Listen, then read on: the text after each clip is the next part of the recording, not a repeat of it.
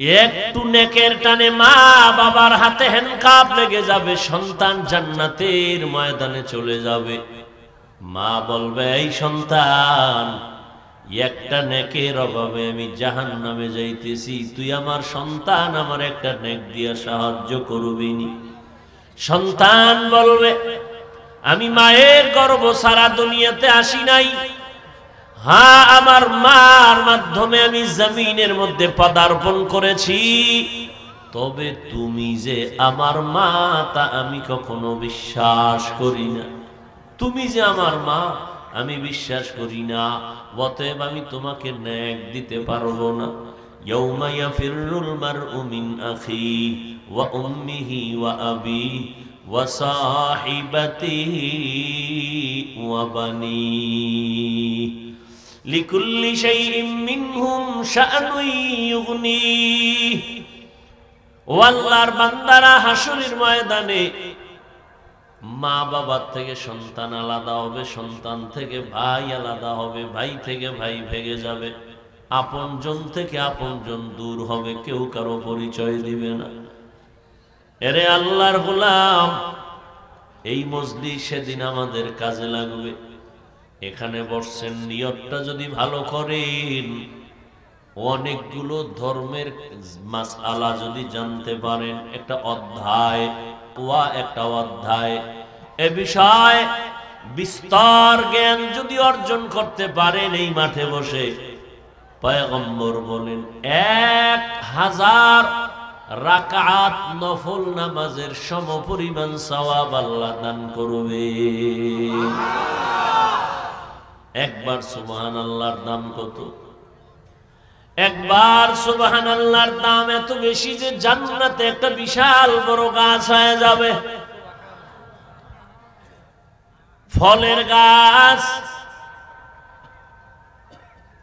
ওখানে আমার আল্লাহ জান্নাত তো আলাদা আলাদা করে দিবেন, যে ছোট জান্নাত পাবে 10টা দুনিয়ার সমান। এত বিশাল জান্নাত আল্লাহ দান করবেন, যেই জান্নাত মানুষের কোনোদিন চোখেও দেখে নাই, কানেও শুনো নাই, কল্পনাও করে নাই। আল্লাহ তাআলা বলেন, এত সুন্দর জান্নাত যেখানে কোনো কালো মানুষ থাকবে না। কোনো কালো মানুষ জান্নাতে যাবে, বুড়া মানুষ জান্নাতে যাবে না, বুড়ি মানুষ জান্নাতে যাবে না। ভালো করে বুঝেন এই যুবকেরা, এত ডিস্টার্ব আল্লাহ এগো কি দিয়া বানাইছে, না কানে শুনে না, না আকল নষ্ট, আল্লাহই জানে।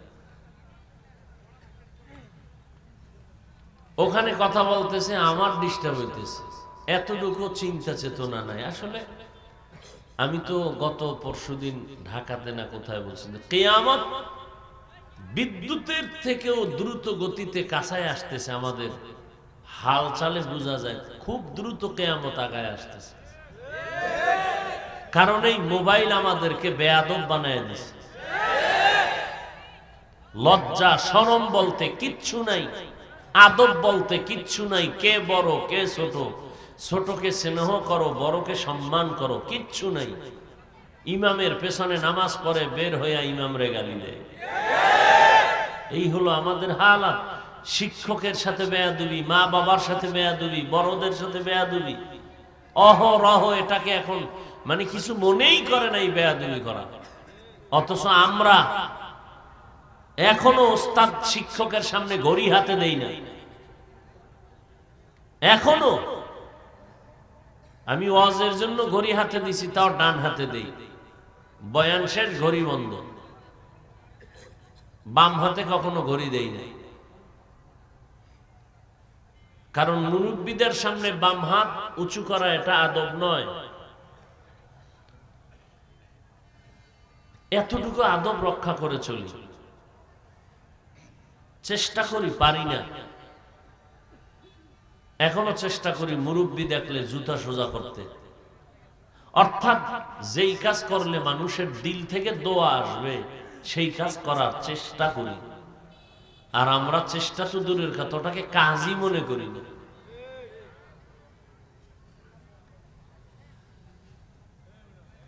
আল্লাহ সবাইকে হেদায়েত দান করুন।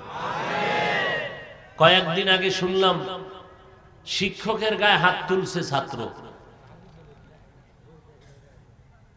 মা বাবার গায়ে হাত তুলতেছে সন্তান। আপনি কোন দেশে আছেন? তবে আমি সারা বাংলাদেশে কসম করে বলে যাই, 3 বার কসম করে কথাটা বলে যাব, আজও বলে যাই। কসম কেন করি যেন কথাটাকে আপনারা কেউ দুর্বল মনে না করেন, সন্দেহ না করেন, এই জন্য কসম খাইতেছি 3 বার। ওয়াল্লাহি বিল্লাহি তাল্লাহি, আল্লাহর কসম 1 বার, আল্লাহর কসম 2 বার, আল্লাহর কসম 3 বার। যুবকদেরকে বলে গেলাম কথাটা লিখে রাখ, ছাত্রদের বলে গেলাম লিখে রাখ। 3 বার কথাটা কসম করে বলে গেলাম। মরার আগে যদি বিছানায় পঙ্গু হইয়া মরতে চাও, যদি বিছানায় কষ্ট পাইয়া অসুস্থ হইয়া ধুকে ধুকে কান্না করে করে মরতে চাও, মা বাবার সাথে বেয়াদবি কর, শিক্ষকের সাথে বেয়াদবি কর। 3 বার কসম করে বলে গেলাম, তুই পঙ্গু না হইয়া মরবি না। তুই রাস্তায় যাবি, গাড়ি অ্যাক্সিডেন্টে তোর পাও চলে যাবে, না হয় অসুস্থ হয়ে এক সাইড চলে যাবে, পঙ্গু হয়ে মরবি, লিখে রাখ। 3 বার কসম করে বলে গেলাম, যারা শিক্ষকদের সাথে বেয়াদবি করবি পঙ্গু হয়ে মরবি, আর আগে মরবি না। মা বাবার সাথে যারা বেয়াদবি করবি পঙ্গু হয়ে মরবি না, আর আগে মরবি না। যদি বলো আমি কসম খেয়ে বলে গেলাম, যদি তওবা করো সেটা ভিন্ন কথা। এখন বলবা হাফিজ ভাই তোমার সাথে কেউ বেয়াদবি করছে, রাগে বললা না, দলিল দিয়া যাই, রাসূলের হাদিস শুনে রাখ। قال النبي صلى الله عليه وآله وسلم اثنان يعجلهما الله في الدنيا البغي وعقوق الوالدين। 2টা অপরাধ আছে দুনিয়ায়, যদি করো এই 2টা অপরাধের শাস্তি আল্লাহ মরার আগে দুনিয়ার ভেতরে দিবেন। কয়টা অপরাধ? মুখস্থ করো। যুবকদেরকে বলছি, বিশেষ করে যুবকদেরকে, যারা ছাত্র, যারা শিক্ষকের আন্ডারে আছো, যারা সন্তান মা বাবার কথা শুনো না, তাদেরকে বলছি, রাসূলের হাদিস 2টা অপরাধ আছে, করলেই শাস্তি হবে মরার পর না আগে। রাসূলের হাদিস 1, জুলুম করবি, জুলুমের শাস্তি দুনিয়াতে হবে। 2 নাম্বার, মা বাবার সাথে যদি বেয়াদবি করো তার শাস্তি আল্লাহ দুনিয়ার মধ্যে দিবেন। রাসূলের হাদিস। আর আমার নবী মন গড়া কোনো কথা বলেন না, আমার আল্লাহ যা বলেন নবী তাই বলেন। মা ইয়ানতিকু আনিল হাওয়া ইন হুয়া ইল্লা ওয়াহয়ু ইউহা। তাকাইয়া দেখছো মোবাইল মোবাইল মোবাইল মোবাইল করিয়া বহু যুবকেরা উলঙ্গ হয়ে রাস্তায় পাগলের মতো ঘুরে, মাও চেনে না, বাবাও চেনে না, মোবাইল চালাইয়া চালাইয়া পাগল হয়ে গেছে।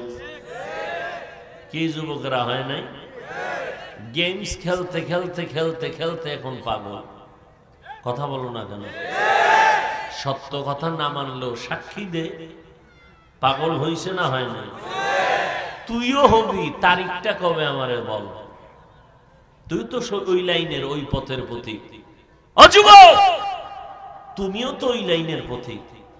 তুমিও তো মোবাইল ছাড়া রাত কাটাও না, সারাটা রাত মোবাইলের দিকে তাকায় কবিরা গুনাহ করো সারাটা রাত। অথচ রাতের ঘুম শরীরের মহা ঔষধ। চেহারাটা কাটন কাটন ভাব। ডাক্তারের কাছে যাও, তোমার বডি চেক আপ করায় দেখবা তোমার কিডনি কত দুর্বল, হার্ট কত দুর্বল, ব্রেন কত দুর্বল, চোখের পাওয়ার কম, কানের পাওয়ার কম। যাও।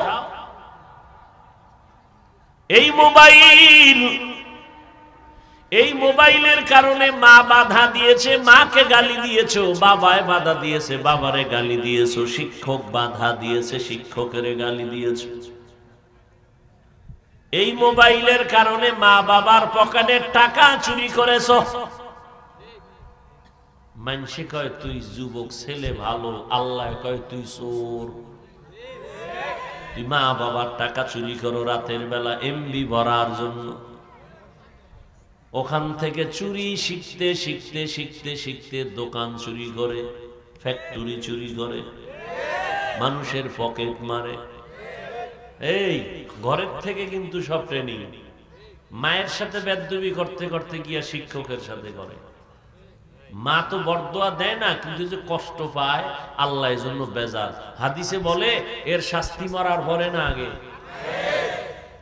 লিখে রাখিস যুবকেরা, আর যদি তওবা নসিব হয় তো ভালো।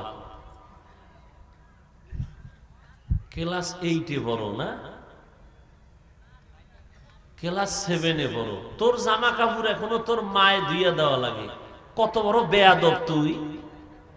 জামা কাপড় দি ফালাইয়া থুইয়া দৌড়, সে বন্ধুদের আড্ডায় গেছে। দুই বেকে তোর মা চাকরানি, তোর গোলাম।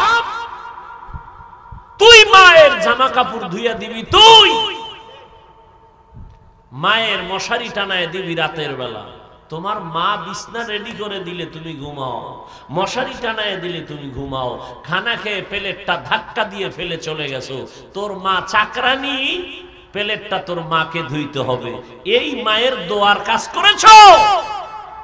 জীবনে করলি কি? মায়ের বরদোয়া, বাবার বরদোয়া, শিক্ষকের বরদোয়া, মুরব্বীদের বরদোয়া। একটা জীবন হইল, পারলি না কারো উপকার করতে। জীবনে একটা জীবন হলো যে পুরা জিন্দেগিতে বরদোয়া ভরা। রাস্তা দিয়ে মুরব্বী হেঁটে যায়, সালাম নাই, কোনো কথা জিজ্ঞাসা করলে সুন্দর উত্তর নাই। যুবকেরা মনে করছো বুঝি আমি রাগ করছি তোমার সাথে। না রে বাবা, আমার এই দামি রুমালটা দিয়া তোমার পা মোছাইয়া দিতে আমি তৈয়ার। যদি বলো হাফিজ ভাই আজকে থেকে তওবা করব, নবীরে মাইনা চলবো, মা বাবার দোয়া নিয়ে চলবো, আয় আমি তোর পা আমার রুমাল দিয়া মোছাই দিব, কারণ নবীর আদর্শের কারণে আমি তোমার কাছে নত হতে রেডি।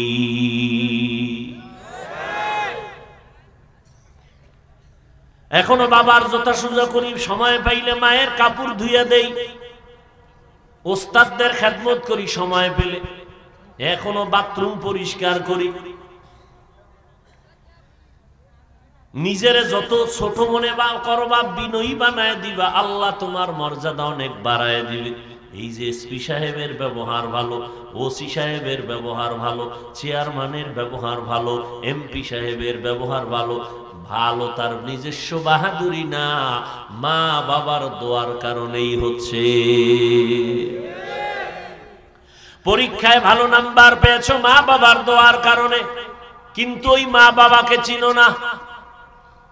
আল্লাহ এমন আরামের জান্নাত বানাইছেন, যেই জান্নাতে কোনো কালো মানুষ যাবে না, বুড়া মানুষ যাবে না।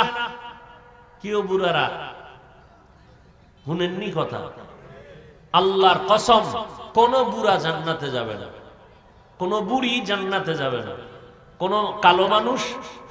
বলেন না কেন? তো মাঝখানে মারেফতটা কি? জান্নাতের গেটের সামনে একটা পানির কূপ আছে, নাম হলো আবে হায়াত। নাম কি?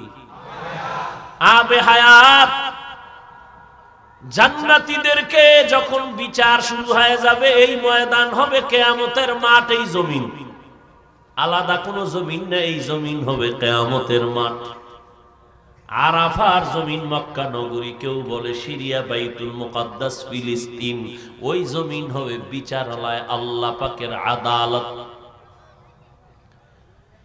আল্লাহ বিচার শুরু করবেন, টাইম শেষ, বিচার শুরু আর শেষ। টাইম কত? ফজর থেকে শুরু, জোহরের আগে বিচার শেষ। কয় বেলা? এক বেলা। বলে জোহর থেকে ফজর কয় বেলা? আধা বেলা।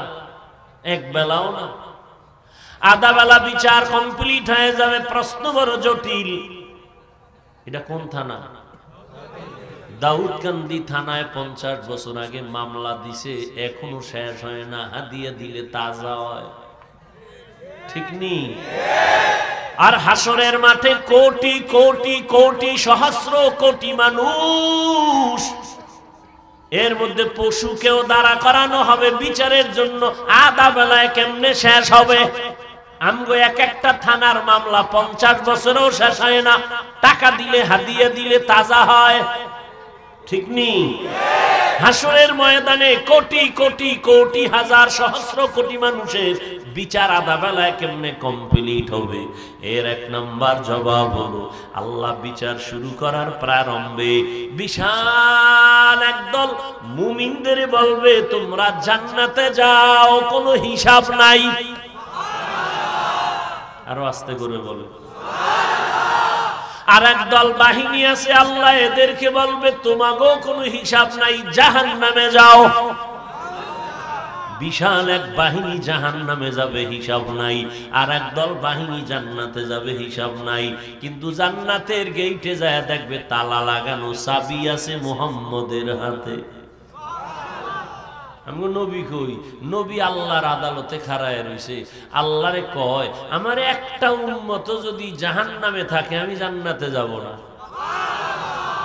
তাহলে আরো তো উম্মত আছে, এগো বিচার আচার হবে, কেউ জাহান্নামে যাবে, কারো মেয়াদ বেশি, কারো মেয়াদ কম। এটি শেষ কইরা ফাইনালে নবী যখন দেখবে একজনও জাহান্নামে নাই, এরপর নবী যাইব জান্নাতের গোড়ায়। তাহলে এরা যে আগে গেল গায়ে আগে উপায় কি? ওখানে একটা ওয়েটিং রুম আছে, ওখানে অপেক্ষা করবে। নবী যাইয়া তালা খুলবেন, এরপর নবী ঢুকবেন, অন্য নবীরা ঢুকবেন, এরপরে আমার নবীর আমার উম্মতেরা ঢুকবেন।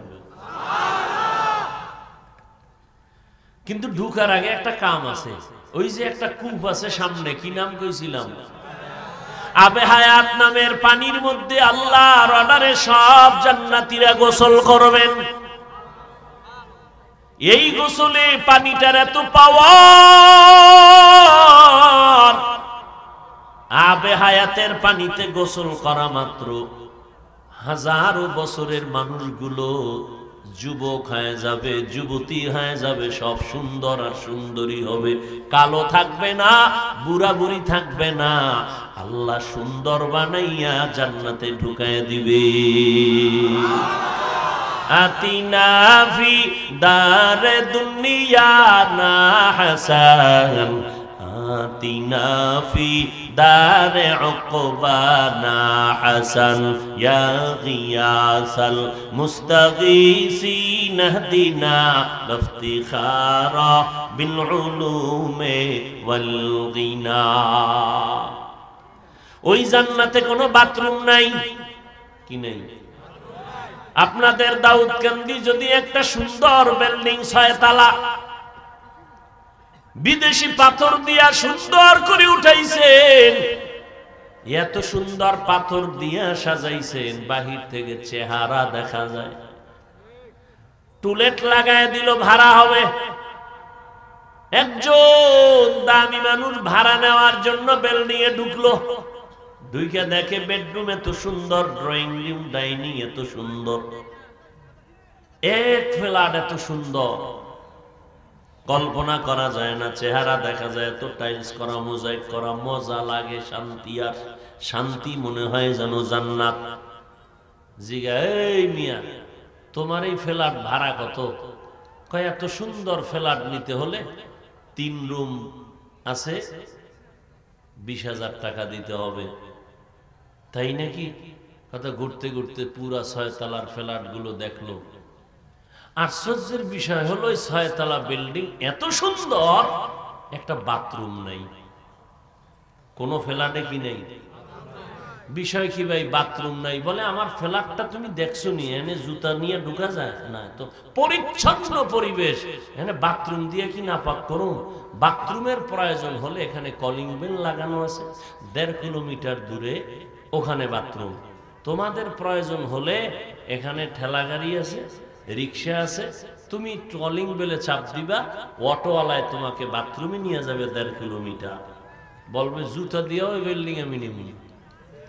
নিবে কেউ? ফিরিয়ে দিলে নিবে? এবার বুঝেন বাথরুমের দাম কত। 100 টাকা কয়, এতই যদি দাম হয় বাথরুমের, বাথরুম নাই এজন্য নিবা না, তাহলে তুমি আমার সময় দাও 6 মাস, আমি পুরা বিল্ডিং বাথরুম বানাই। কেন? পুরাটাও হবে না, ফাঁকে ফাঁকে বানাও, তা সময় দাও 1 মাস। এত সুন্দর করে বাথরুম বানাইছে, বেডরুম এত সুন্দর না, ডাইনিং ড্রয়িং এত সুন্দর না, বাথরুম এত সুন্দর, ভিতরে এসি লাগানো, টেলিভিশন লাগানো। শুধু শুধু সময় নষ্ট করে লাভ কি? দেশের খবরও নেওয়া যাবে ভিতরে বসে বসে। তাও আবার চেয়ার সিস্টেম, বাথরুমের কমোড না, কোনো নিচা টিচা নাই, আরামে বসে বসে কেউ ঘুমাবে, কেউ বাদাম খাবে, কেউ চানাচুর খাবে, কেউ দেশের খবর নিবে। কি ঠিক না? এই যে চলন্ত পথে হাইওয়ে রোডে একটা বাথরুম নাই, একটা স্টেঞ্জার সিস্টেম নাই যে আমরা রসুলের তরিকায় বসে প্রস্রাব করবো, এই সিস্টেমই নেই। এই জন্য বললাম কিয়ামত খুব দ্রুত গতিতে আগায় আসতেছে। পালা ভালো না, শান্তি নাই জমিনে। করোনা আসার পর থেকে যে মাজা ভাঙছে তো ভাঙছে, এ মাজা আর সোজা হবে না। এবার আসছে ডেঙ্গু, এরপরে আরো কত ভঙ্গু আসবে। মানুষ ঘুমের তুইটা দেখবে ভঙ্গু, কারণ মায়ের সাথে বেয়াদবি, শিক্ষকের সাথে বেয়াদবি, মুরব্বীদের সাথে বেয়াদবি আছে না নাই? আল্লাহ সবাইকে হেফাজত করে। এই যে জান্নাত আল্লাহ বানায় রাখছেন, যেখানে কোনো বাথরুমের ব্যাগই হবে না। খাইবে বান্দা মনে মনে চাইবে, একটা ফল খাইতে মনে চাইবে, দেখবে সামনে হাজির। একটু মুখে দিবে একরকম মজা, আবার মুখে দিবে আর এক রকম মজা, আবার মুখে দিবে আর এক রকম মজা। একটা ফলের মধ্যে ৭০ রকম মজা রাখবেন আল্লাহ। এক ফলে কয় ধরনের মজা? আল্লাহ পারবেনি? যেই আল্লাহ পারে না, আমরা ওই আল্লাহরে মানি না। আমরা এমন আল্লাহরে মানি যে আল্লাহ পারেন। সে আল্লাহ কয়জন? লাম ইয়ালিদ লাম ইউলাদ উলাইকাস ওয়ালিদু মাউলুদেরা উ খালেকাস। খাইতে খাইতে খাইতে খাইতে ৭০ ধরনের মজার ফল খাইয়া মোটামুটি পেট মোবারক হবে। কুমিল্লা জেলা পরিমাণ বড়, কয় পরিমাণ? এত বিশাল একটা পেট হবে, দেওয়ানবাগিরটার থেকেও বড়, ঠিক নি? এর থেকেও বড় পেটওয়ালা মানুষ আছে জমিনে, আছে না নেই? মাঝে মাঝে দেখবেন ইউটিউবে খুললে, বিভিন্ন মিডিয়াতে মাঝে মাঝে দেখা যায় কত বড় মোটা মানুষ হাঁটতে পারে না, আছে না নেই? জান্নাতি একটা ফল খাবে, বিশাল জেলা পরিমাণ পেট হবে, কিন্তু বাথরুমের কোনো ব্যাগ হবে না। একটা ঢেকুর দেবে, আগের মতো হয়ে যাবে পেট। এবার কিছুটা বুঝছেননি জান্নাত কেমন? যা চাইবেন তাই ভাইবেন। এক সোরার ঘরের সোরায় কয় বিড়ি ভামুনি, আল্লাহ কইছে মা তাস্তাহি আনফুসুকুম, যা চাইবা জান্নাতে তাই ভাইবা। আর এক আমগোলাইনের ব্যক্তি কয় পান খাওয়া যাইবনি, কারণ আমার পান বড় দরকার। ইফতারি করে একামতের আগে পান খায় ৩টা, এর বনে নামাজ। বিড়ি করে বিড়ি টানে শরবতের পেয়ালা টান দিয়া। এই জান্নাতটা এত শান্তি, আপনাদের ধারণা কি এটা মিছা না সত্যি আছে? এই জান্নাত পাওয়ার আশা আছে? আসলে কি আশা আছে? চাপার জোরে না দিল থেকে বলতেছেন? আল্লাহ তাআলা এবার বলতেছেন, ওই জান্নাতটা যে আমি দিব, সব মানুষকে দিব না, আমি গুণের মানুষকে দিব। বলেন কোন মানুষ? গুণের মানুষ। বংশগত মানুষ, আদমের জন্মে এদের দেওয়া হবে না, জন্মগত মানুষের পরিচয় পাবে না। এই জান্নাত পাবে যারা গুণের মানুষ, তাদেরকে আল্লাহ এই জান্নাতটা দিবেন। এই জন্য আল্লাহ পাক বলেন, আর রহমান আল্লামাল কুরআন খালাকাল ইনসান আল্লামাহুল বায়ান। রহমান হলেন তিনি, কোরআন শিখাইলেন যিনি, মানুষ বানাইলেন যিনি, তিনি হলেন রহমান। আমরা দেখি বাস্তব উল্টা, আল্লাহ আমগো আগে বানাইছেন, পরে কোরআন শিখাইছেন। কিন্তু আল্লাহ কয় না না, আর রহমান আল্লামাল কুরআন খালাকাল ইনসান, আমি আগে কোরআন শিখাইছি, পরে মানুষ সৃষ্টি করেছি। আল্লাহ উল্টা কেন বলছেন? আল্লাহটাই সঠিক, তবে আমগো বুঝের দুর্বলতা। আমাদের বুঝে দুর্বলতা। আল্লাহ বলেন আমি আগে মানুষ বানাই নাই। খেয়াল করেন, আমি আগে মানুষ বানাই নাই, আমি আগে কোরআন শিখাইছি পরে মানুষ বানাইছি। আল্লাহ এমন কেন বললেন? মুফাসসিরিনে কেরাম তার কারণ উল্লেখ করেন। আল্লাহর আদালতে সব মানুষ কামিয়াব হবে না। একটু আগেই কিন্তু বলেছি কোন মানুষ কামিয়াব হবে। আমার শেষ গেছে, 1 মিনিট ভুলে গেছে। গুণের মানুষেরা সফলতা অর্জন করবে। গুণের মানুষ আল্লাহ পাক বলেন আমি গুণের মানুষ বানাইছি কোরআন শিখানোর পর। কোরআন শিখানোর আগে আমি মানুষ বানাই নাই। অর্থাৎ কোরআন শিখাইয়া গুণের মানুষ বানাইছি, আর গুণের মানুষগুলো জান্নাতে যাবে। এবার ভালো করে বুঝবেন গুণের মানুষ কাকে বলে। আমি মাইকে কথা বলতেছি, মাইকওয়ালা মাইক বানাইছে কেন? যে জিনিসটা বানায় যেই কাজের জন্য ওই জিনিসের ওই কাজটাই হলো গুণ। মাইকের কাজ কি? আওয়াজটা দূরে সরানো, এটা হলো মাইকের গুণ। বাতিওয়ালা বাতি বানাইছে কেন? আলো দেওয়ার জন্য, অন্ধকার দূর করবে, এটা বাতির গুণ। আমার ঘড়িওয়ালা ঘড়ি বানাইছে কেন? টাইম ঠিক মতো দেওয়ার জন্য, টাইম দেওয়া ঘড়ির গুণ। পাখাওয়ালা পাখা বানাইছে কেন? বাতাস দেওয়ার জন্য, বাতাস দেওয়া পাখার গুণ। যেই কাজের জন্য যেই জিনিস বানানো হয় ওই কাজটা হলো ওই জিনিসের গুণ। এ ভাই, মাইকটা বানানো হয়েছে যেই কাজের জন্য ওই কাজটা মাইকের গুণ। বলেন মাইকের গুণ কি? আওয়াজ দেওয়া। বাতির গুণ কি? আলো দেওয়া। ঘড়ির গুণ টাইম দেওয়া। পাখার গুণ বাতাস দেওয়া। মাইক যদি আওয়াজ না দেয় বলবে এটাকে ফেলে দাও, এটা গুণের মাইক না। বাতি যদি আলো না দেয় ফেলে দাও, এটা গুণের বাতি না। তাহলে যেই জিনিস যেই কাজের জন্য বানায় ওই কাজটা হলো ওই জিনিসের গুণ। এইবার জানেন আমগো মানুষ আল্লাহ কেন বানাইছেন? আল্লাহ আমগো বানাইছেন মোবাইল চালানোর জন্য। আল্লাহ কেন বানাইছেন? ওয়ামা খালাকুতুল জিন্না ওয়াল ইনসা ইল্লা লিয়াবুদুন।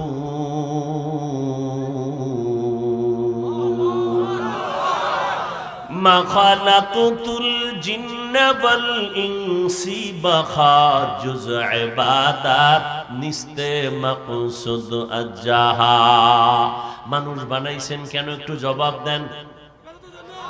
আমার সবাই কোন কার ইবাদত? মানুষ বানাইছেন আল্লাহর ইবাদতের জন্য। ইবাদত মানে সারা রাত জায়নামাজ বিছায় তাসবিহ টানবেন, সারা দিন রোজা রাখবেন, এর নাম ইবাদত না।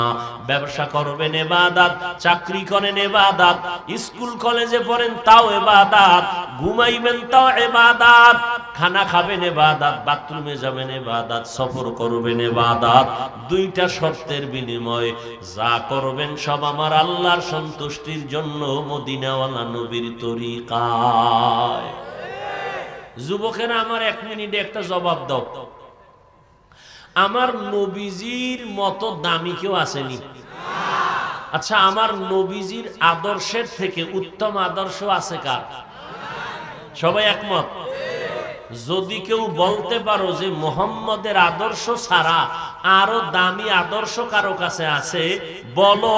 আল্লাহর কসম, আমি মুহাম্মদের আদর্শ বাদ দিয়া উত্তম আদর্শ যার আছে তারটা আমি গ্রহণ করব। দাড়ি টুপি ফালায় দিই, পারবা দিতে? তুমি কেন ১৫০০ বছর পর্যন্ত কত পণ্ডিতে মহাপণ্ডিতি করল, আদর্শ মুহাম্মদেরটা বাদ দিয়া নিজস্ব বানানো আদর্শ ফেরি করলো, বিক্রি করলো সমাজে। কামিয়াবের দরজা দেখাতে পারে নাই, শান্তি দিতে পারে নাই। আব্রাহাম লিঙ্কনের আদর্শ, মাও সেতুনের আদর্শ, লেনিনের আদর্শ, কালমার্সের আদর্শ, প্লেটোর আদর্শ, সব আদর্শগুলো নাপাক। একমাত্র মদিনাওয়ালা নবীর আদর্শই হলো পাক। সবাই একমত? এইবার আসল প্রশ্নটা করব, জবাব দিবেনই আল্লাহর মহব্বতে। ওই নবীর আদর্শের ভিতরে চুল কাটার নিয়ম আসেনি? আছে। নখ কাটার নিয়ম আসেনি? তুমি নবীর আদর্শ বাদ দিয়া বেঈমানের পা চাটা গোলামি করে ইন্দুর আর বান্দরের মতো চুল কাটলা কেন? চিন্তা করো, জবাব ঠিক করো। এই যুবক, মানুষ একটা স্বার্থের জন্য কাজ করে, ঠিক না? তো নবীর আদর্শবাদ দিয়া বেঈমানের পাচাটা গোলামি করো, চুল কেটে ইন্দুর আর বান্দর, স্বার্থ কি বল? যদি একটা স্বার্থ দেখাইতে পারো যে হাফিজ ভাই মদিনার আদর্শবাদ দিয়া বেঈমানের পা চাটলে স্বাস্থ্য ভালো হয়, বান্দরের মতো চুল কাটলে, ইন্দুরের মতো চুল কাটলে যৌবনের পাওয়ার বেড়ে যায়, চেহারার উজ্জ্বলতা বাড়ে, মানুষ দোয়া করে, একটা না একটা স্বার্থ আমাকে বলো তো। তোমার মা বাবাই খুশি, শিক্ষকরা খুশি, কেউ খুশি? আচ্ছা, তোমার দেখতে ভাল লাগে? গাঞ্জাখোর সারা তোরে সেলুট দিছে কেউ? যে হ্যাঁ গাঞ্জাখোর তোরে সেলুট দিছে না? বন্ধু, জীবনে যদি কোনো আকাম করে থাকো তো একটা আকাম করেছিস, চমৎকার আকাম। বান্দর আর ইন্দুর ফেল যেই পরিমাণ চুল কেটেছো। আমার দুঃখ ও জায়গায় মুহাম্মদের আদর্শের মধ্যে কি চুল কাটার নিয়ম নাই? যদি বলো আছে, তুমি মুহাম্মদের আশেক হইয়া বেঈমানের পা চাটো কেন? কোন স্বার্থ দেখেছো বেঈমানের পেছনে? আজকে তাকায় দেখছো সমস্ত দুনিয়ার বেঈমান আর বেদিনরা মুসলমানদেরকে কি পরিমাণ আঘাত করতেছে, আক্রমণ করতেছে। ফিলিস্তিনের মধ্যে, আসামের মধ্যে, মিয়ানমারের মধ্যে, সব জায়গায় মুসলমান বেঈমানের হাতে লাঞ্ছিত। তুমি তোমার মুহাম্মদকে নিয়ে চ্যালেঞ্জ দিবা, যার চ্যালেঞ্জ গ্রহণ করার শক্তি পৃথিবীতে কোনো বেঈমানের নাই। তুমি বেঈমানের লাইনে চলো কেন? কি স্বার্থ? কি ভালো একটা স্বার্থ থাক, পাও দুটো আগায় দাও, না হয় নিচে নামতে বলো, আমি নিচে নেমে পায়ে ধরি। রসুলের আর কষ্ট দিও না, আমার রসুলের সুন্নাত আর জবাই করিও না। তোমারে সারা জীবন বয়ান করলে কি লাভ হবে বলো?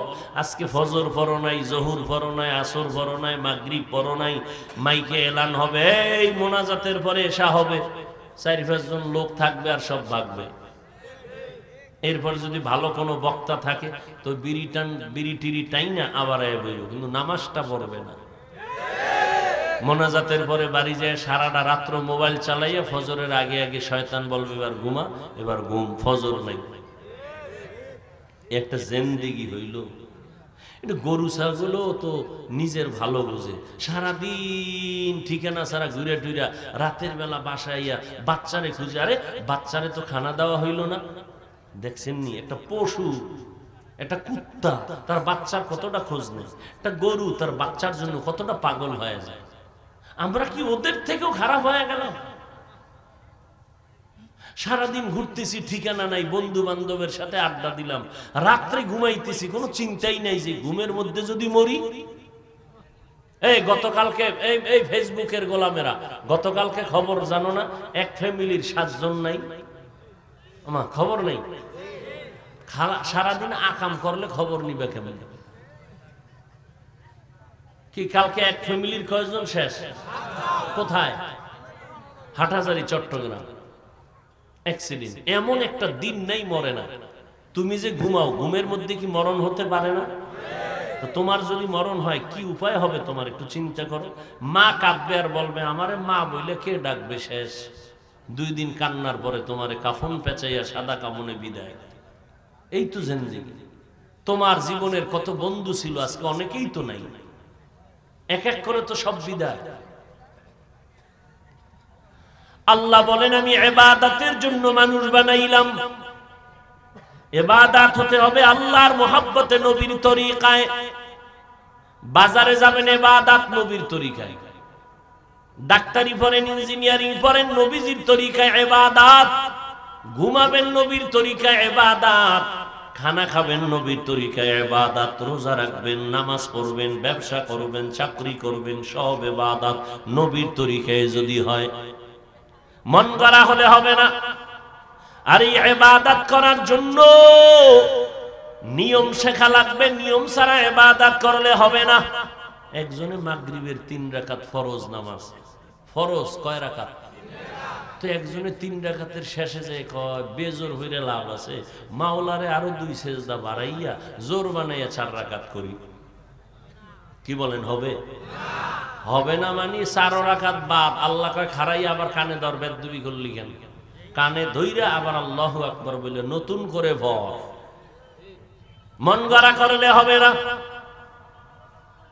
মদিনার নবীর তরিকা আল্লাহর হুকুম মতো চলতে হবে। কেমনে শিখবা? নবীও নাই, আল্লাহও নাই, আল্লাহরও পাইলাম না, নবীরও পেলাম না, এখন আমরা কেমনে ওই তরিকার নিয়ম শিখবো?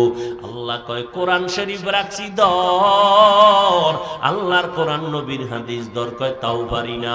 কোরআন হাদিস পড়ানেওয়ালা উলামায়ে কেরামদের উস্তাদ হিসেবে ধইরা কোরআনের মাধ্যমে শিখে শিখে ইবাদত করলে তুমি গুণের মানুষ, গুণের মানুষের জন্য জান্নাত। এই যে গুণের মানুষ তুমি হইছো, এটা কোরআনের মাধ্যমেই হইছো। এই দিকে আল্লাহ ইঙ্গিত করে কয় আমি আগে মানুষ বানাই নাই, আমি আগে কোরআন শিখাইছি, তারপরে মানুষ বানাইছি। অর্থাৎ যারা আগে কোরআন শিখার মাধ্যমে ইবাদত করবে, নিয়ম কানুন যাইনা ইবাদত করবে, তারা গুণের মানুষ। গুণের মানুষের জন্য আল্লাহ জান্নাত দিয়ে দিবেন, কোনো সন্দেহ নাই। এরে নবীর উম্মতের দল, ও মা বোনেরা, ও বৃদ্ধ বাবাজিরা, ও যুবক, তোমার মতো যুবক 5 বেলার নামাজ পড়ে, স্কুলে পড়ে নাই? তোমার মতো যুবক জীবনে মাদ্রাসায় পড়ে নাই, স্কুল কলেজে পড়িয়াও নামাজ ছাড়ে না, দাড়িও কাটে না, তুমি কেন পারবা না? তোমার মতো যুবক রাস্তায় গাড়ি চালায়, নামাজ ছাড়ে না, তুমি কেন পারবা না রে বাবা? তোমার মতো যুবক নদীর মধ্যে মাছ ধরে, নামাজ ছাড়ে না, তুমি কেন পারো না? তোমার মতো যুবক র্যাব, আর্মি, পুলিশ, বিডিআরের চাকরি করে, নামাজ পড়ে, 5 বেলার দাড়িওয়ালা আছে, অভাব নাই, তুমি কেন পারো না? বালিশে মাথা লাগায় চিন্তা করো। তোমার মতো যুবক জমিনে কৃষি কাজ করে, নামাজ ছাড়ে না। ও বুড়ারা, আপনাদের মতো কত বুড়া বাবাজিরা লাঠি দিয়া ভর করে করে মসজিদে গিয়া নামাজ পড়ে, আপনি কেন পারেন না? ও আম্মা জানেরা, আপনাদের এত সম্মান সারা রাত বললেও শেষ হবে না। আপনারা নবীদের মায়ের মতো মা, সাহাবায়ে কেরামদের মায়ের মতো মা, আলেমদের মায়ের মতো মা, খাদিজা রাদিয়াল্লাহু আনহার মতো নারী, ফাতেমা রাদিয়াল্লাহু আনহার মতো নারী, আয়েশা রাদিয়াল্লাহু আনহার মতো নারী। এরে আম্মা জান, আপনার মতো কত মা 5 ওয়াক্ত নামাজ পড়ে, স্বামীর মাল হেফাজত করে, সন্তানগুলোকে আদর্শওয়ালা বানায়। আল্লাহ অনেকের সন্তান দেয় না, আপনাদের সন্তান দিবেন আদর্শ ডাক্তার বানাবেন, সন্তানটারে কোরআনওয়ালা ডাক্তার বানায়া যান। আপনার সন্তানকে ইঞ্জিনিয়ার বানাবেন, তবে দাবি কোরআনওয়ালা ইঞ্জিনিয়ার বানায়া যাবেন। আপনার সন্তানের ব্যবহারে যেন আলেমরা কষ্ট না পায়, আপনার সন্তানের আচরণে মুরব্বীরা যেন কষ্ট না পায়, মা বাবা যেন কষ্ট না পায়, বন্ধু বান্ধবেরা যেন কষ্ট না পায়। আপনার সন্তানের ব্যবহারে যেন সবাই দোয়া করে খুশি হইয়া। এরে আম্মা জান, আপনার চেষ্টাও করা লাগবে, আল্লাহর কাছে দোয়াও করতে হবে, নামাজ পড়ে স্বামীর মাল হেফাজত করবেন, পর্দা করবেন। ওই সন্তানের জন্য সবাই যখন দোয়া করবে, দোয়ার অংশ আপনি মাও কবরে পাইতে থাকবেন। আল্লাহর কাছে তওবা করেন। ও যুবকেরা, আল্লাহর কাছে অন্যায়ের জন্য মাথা নত করে তওবা করো। আল্লাহকে বলো, আল্লাহ, যৌবনের চাহিদা পূরণে মনের মতো কারো বাধা না শুনিয়া গুনাহ করেছি শয়তানের ধোকায়, আজকে থেকে আর গুনাহ করব না, নামাজ ছাড়বো না, দাড়ি কাটবো না, বেপরদায় চলবো না, নবীর তরিকা মেনে উলামায়ে কেরামের পরামর্শ নিয়ে মা বাবার দোয়া নিয়ে চলবো। আর কোনো দিন আল্লাহর বিরুদ্ধে যাব না, নবীর বিরুদ্ধে যাব না, আলেম ওলামাদের বিরুদ্ধে যাব না।